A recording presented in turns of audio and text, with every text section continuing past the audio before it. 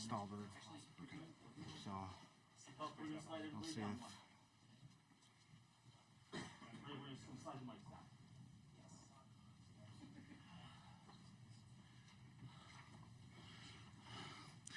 All right, everybody, just before we talk to these guys, just some notes. Today's attendance, 19,512. It is the fifth largest attended FCS championship here in Frisco. Total for the whole playoffs, 226,972. Third most attended FCS playoff attendance in the history of the FCS. South Dakota State, in the playoffs, outscored their opponents 146-15. Saw some of the notes. This is the first time, and Jason, you can correct me if I'm wrong, first time that South Dakota State has beaten Montana. South Dakota State's now 22-11, all-time playoff record. That moves them to fifth all-time, winning percentage of 68.6. And our most outstanding player, Mark Ganoski, he is the third player to be named MOP in consecutive years. He joined some pretty good company, Brock Jensen and Carson Wentz. As you can see, joining us, we have head coach Jimmy Rogers, Mark Ganoski, Adam Bach, Isaiah Stallberg will be joining us here momentarily. Gentlemen, back-to-back champions. Coach, open it up. Talk to us. Yeah, I just want to start with first congratulating Montana on a great season. Those guys played tough today, and we were able to come up on the winning side of it. Couldn't be more proud of these guys and the whole team. It takes a full team to get this job done, and especially with as much hype that surrounded this football program. We never paid much attention to it. We stayed consistent. We worked extremely hard week in and week out, and this is a result. 146 points scored to 15. This is the best defense in FCS history, and I'm proud of that, proud of this football team, proud to go back-to-back, proud to do it with these guys. I'm blessed to be the head coach of South Dakota State. Okay, we will open it up for questions. Once again, name and affiliation. We'll start here in the room, and then for those that are joining us via Zoom, just raise your hand and we will get to you. We'll start right here, left side, second row. Lucas Sun, FCS Nation Radio. Coach, when we talked last week, you talked about how developing your players is what made South Dakota State so good. And everyone's trying to do that, though. So what about your program? What's the formula for developing your players? What makes them able to grow so much in your system?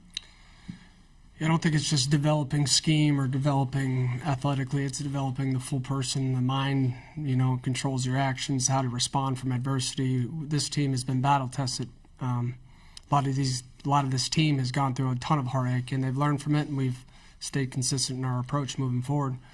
And largely to do that is the leadership that's on this football team and guys like these two. We're blessed to be a part of a team full of a bunch of guys like the individuals that we have. They're special people before they are football players. They're hungry to win and very, very consistent day in and day out, and they love each other.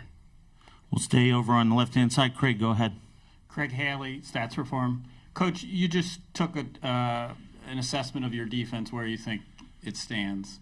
How about your overall team? This season, maybe the recent run, where do you think this team stands historically? I'm not overly concerned about where it stands. I think this is one of the best teams. I know this is the best team that South Dakota State football's ever had. And that's what we concern ourselves about, where it stands in history. I'm not sure. You guys make that decision. Blessed to be around the guys, though. This is what I will miss most about the team is the people that make up the team. Garrett Greenfield, Mason McCormick, Isaiah Davis. There's a handful. Jason Freeman. Coached a lot of these guys in the linebacker room, and we're going to be missing several of them. That's probably the hardest thing for me is saying goodbye to people, and just glad we didn't let them down. And we did what we said that we would do. We'll keep it over here on the left-hand side, third row. Go ahead. Mark, Bill Speltz with the Missoulian newspaper. Can you talk about the challenges facing Montana's defense? And it just seemed like it all came together after you hit your big tight end there in the third quarter. Yeah, they make it difficult on us. They end up kind of running like a 3-3 stack. They have 3 down linemen, and they always have 3 linebackers. And one of them's always pretty much coming every single time, but you just don't always know which one. And it kind of sometimes makes it difficult on some of our run games, our run counts, and on the pass pickups. But our offensive line did a great job today on picking up all that. And they were trying to mix some things up in the secondary that we kind of struggled with a little bit in the first half, but in the third quarter, we really started to open things up and really started to get things going offensively. Okay, we'll go over here on the right-hand side. Front row, go ahead, please. Andrew Houghton, Skyline Sports. Coach, you came into the season with sort of having to maintain the standard that you guys set last season. What were the challenges of doing that? How were you able to do that so successfully throughout, the journey of the season? I think it's the leadership on this football team, the guys buying into the message of not listening to a bunch of hype. We really, and then I got to give a huge shout out to Chris Kroc. He's our mental strength coach. He does a great job of resetting the guys every week and keeping them focused. And this team is really close. And when you're close and you're connected and you want the same thing, it's I don't want to say easy because none of this is easy, but it makes it easier to have success when people love being around one another. And that's what this program is. We enjoy our time together. We enjoy the work that goes into it, and it came together this season, week in and week out. It wasn't always easy, but we stayed consistent in our approach, and blessed to be around this team. Right-hand side, front row, please. Matt Zimmer, Sioux Falls Live. Adam, Mark, both of you, I'd like to know just how does winning a second one compare to winning a first one? Is it better, the same? What are the emotions like? Yeah, it's pretty awesome. Looking out there, sea of blue, everybody on the field. That first one's going to be really special, just being the first one. But, the emotions are great for both of them, just knowing you work so hard and you accomplish what you set out to do. Yeah, and I would say that first one was just so much, really, really sweet just because it was that first one. And we got to see the other team do it 3 years ago and be up on that stage where we weren't. So I think that's part of the thing that makes this whole thing so much sweeter, and all the guys that have put in so much work. As Coach was saying earlier, we got so many 6 years guys that have gave so much to this program, and to do it for them is probably the sweetest part of it. Left-hand side. Mark, to hear your name on that list with Jensen and Wentz, and what is your initial reaction to that, and seeing what they've gone on to achieve in the game? What do you think your ceiling is? I didn't know that. I was told that walking over here. It's a huge honor, just kind of being in the relationships with them, and I don't know. The ceiling is as high as we want it to be, as a team too, and we gotta just keep working, and the ceiling's the sky, really. Keep it going. Okay, we'll go on the right-hand side. Front row, please. Jimmy, last year after you won it, it wasn't the day after, it was a couple months after, I think. You said, I woke up the next morning after we won a national championship and I didn't feel anything. You're not going to tell us that again, are you? It's who I am by nature, man. I'm going to enjoy this one tonight. My mind races to the next one is pretty fast, though. Does it feel different that you're the head coach this time? I don't think so. I've wanted this for a long time as a player, as an assistant, as a head coach, and I'm just blessed to be in this position with this football team. More than anything else, that's what I care about. I know it's somewhat sick, but this is who I am. I will reset really quick and be trying again. So football is what I know. It's what I think about. It's what I eat, sleep, and live for, honestly. And it's doing it with these guys that's what matters to me, is that the next class walks out with their head high on that stage. So I'm not guaranteeing anything. I'm just proud of this football team. We're going to celebrate this and enjoy this tonight, and enjoy it with my family, enjoy it with these guys, and move forward tomorrow. Left side, front row. Go ahead, Gene. Mark, Gene Clemens, FCS Nation Radio, The Athletic. You guys seem to have something working with that slot screen. The slot fade. You went to it a few times. You caught it for a big gain that was called back, which they said he dropped the ball. Then you came back and hit the same play again. Was that just something you were just like, yo, I'm gonna hit you on this. Don't even worry about it. We've got it. Yeah, and he came back to the huddle. He thought he caught it. He was hoping he'd get another review on it. But he's done such a great job of just making plays for us all year. Jaden's such a great player for us. And we knew that he was going to be in man coverage one-on-one. And we'll take our guys against any guys in the country. And I knew that he maybe dropped that one on that one, and we were going to have a chance to come back to it. And that's part of what's great about this team is nobody puts their heads down if they make a bad play or if they have a drop ball. They know that we're going to come back to them and they're going to have to make a play, and that's exactly what Jaden did. Let's go to Zoom. Colton Nunez and Colton, go ahead. Your microphone is on. Adam, the fourth down stop you had on Montana's first drive, what'd you see there, and how much do you think that set the tone for the rest of the game? Jason did a good job just setting the edge there, and I knew I had the next fit after that, and I've been on too many of the wrong side of those. It was just huge to come up with that in a big-time game. Felt awesome to get a little bit momentum on our side when maybe things weren't going, the way we wanted to when they were driving down the field. So that was big momentum shift for us, I feel like. Okay, let's go over right-hand side, front row, please. Follow up to that, Adam, because he asked the first part of my question, but what allowed you to be so effective stopping the run, particularly in the second half? They got you a little bit in the first half, but very effective in the second half. They had some short fields. They got, down close to the goal line a couple times. You were able to stop them. Mm-hmm. What allowed you to do that, and what was the feeling of being able to stop them when they got so close? I feel like we just kind of did what we've been doing all season. Our D-line is a special group, and they make everything clear for us at the linebacker position, and we can just play off of them when they make everything so clean. We just continue to what we've been doing all playoffs. Like that stat said, we only gave up 15 points in the playoff. We really came into our own, and it's the closest group of guys that I've ever been a part of. Okay, let's go on the left-hand side, third row. Yeah, Jimmy back here, Greg Rockhatch, MTN News. Just wanted to get your thoughts on Hunter Dustman today. Just, he made like a double clutch field goal and I wish it wasn't a double clutch field goal. Right. And then pinned him back inside the 10 a couple times, and then also just your team's ability to keep it away from Junior Bergen today. Yeah, I thought Hunter was great. He did a great job of positioning the ball and keeping him in the corner. That's what we had worked all week, and it came to fruition.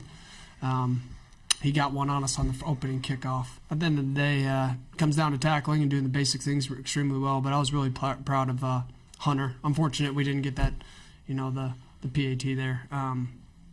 But overall, team win, special teams was a part of this, and really blessed to be around this team. And again, the guys, the coaches, the players, it means the world to us. We got time for a few more. Let's go over right-hand side, front row. Matt? Jimmy, were you disappointed at all with the first half, and what kind of adjustments or conversations did you have at halftime to come out better in the second?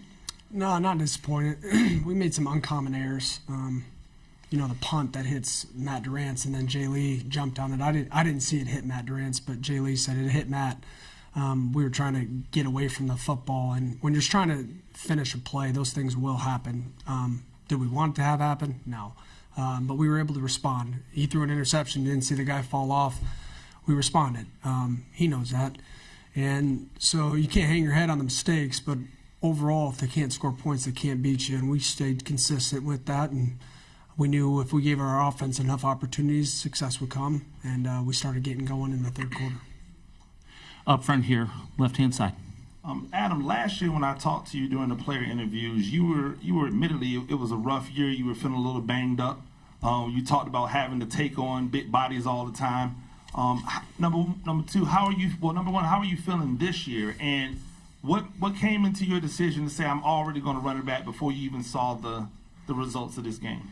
Yeah, it was mostly just based on the injury that I had at the beginning of the year. I just want to have a chance to play a full season and show what I can do. So that's what ultimately came into the decision to come back again. I love this team. I love these guys. And it made it an easy decision, So I'm just excited what the future holds, running it back again next year. And joining us now real quick is Isaiah Stallbird. So if anybody has any questions for him, let's go right side, second row. Andrew Holton, Bergen's Register. Mark, with that interception, what was your mindset after that? And it seemed like you bounced back really well. Just how good did it feel to have a good second half. Yeah, and on that interception, Jaden ended up running a really great route on it, and I kind of just left it short for him. If I put it out there, it might end up being an 80-yard touchdown. So just a little mistake there, but it's all about how you respond in the end of it. So even though we made a mistake there, we came back out, made a couple good plays offensively in the second quarter, but we didn't have a lot of plays after that because of just another turnover. But in this third quarter, we really came out firing. We knew offensively that if we just get to our stuff and play our style of football, that we were going to end up kind of breaking out. So. Okay, let's go to Zoom for Coulter. Go ahead, and your microphone is live. Hey, Coulter, Nuanez Skyline Sports. Isaiah, I just wanted to ask you about the defensive game plan to contain Montana's quarterback. And then it seemed like he was a little banged up, so that might have changed it a little bit. So how do you think you guys got to him today, and just describe the game plan? Yeah, I think we just ran some fronts. We were able to flush them out the pocket and just have big pursuit on us. Big thing for us was just playing our keys, keeping our leverage on dives and whatnot, because, you've seen teams at times that, haven't kept contained on when they pull their runs around them. So, the first half was a little slow for us. We knew that we didn't play our best ball, and then, like Mark said, we came out the second half. We knew our players were going to hit. It was just a matter of time, and the rest is history, so. All right, we have time for one more question. Left side, second row. Isaiah, I could be wrong, but I think when you just got in here, Coach circled that lopsided stat for you. That's 146-15. Yeah. What is your initial reaction to that, and what makes him such a good defensive coach and just your defense so solid? Initial reaction is it's a no-name defense, It's just a test of the work that he puts in and instills in us, and it's on us to maintain that level as a whole defense, whether if you're 1, 2, or 3, and he always pushes us to be our best, and he never stops working, even now as a head coach, trying to understand things, different defenses. He's always asking us, what do you think about this or that, or even in practice or game, like, hey, watch your steps here, like, expect this, and then what do you know, like, next play it happens. Like, this man's a genius when it comes to defense, and can't thank him enough for what he's done for this program, the standard he set for the program, offense, defense. I want to miss this place. So. I want to make one point. Jesse Bobbitt's the defense coordinator. That staff that came together, they worked extremely hard for this, and so the credit goes to those guys. Those guys work day in and day out to make sure that this thing not only stayed to the standard in which we expected, but they got better. This football team got better. This defense got better, and a lot goes to Jesse, a lot goes to Pete Menage and Mike Banks and Jalen, and just the overall staff. Those guys work extremely hard, and I'm proud of the whole body of work throughout the season because we consistently got better. Gentlemen, it's been a pleasure watching you play this year. Thank you for the time, and once again, congratulations to your back-to-back FCS football champion, South Dakota State. Congratulations, gentlemen. Thank you, guys. Thank you, guys.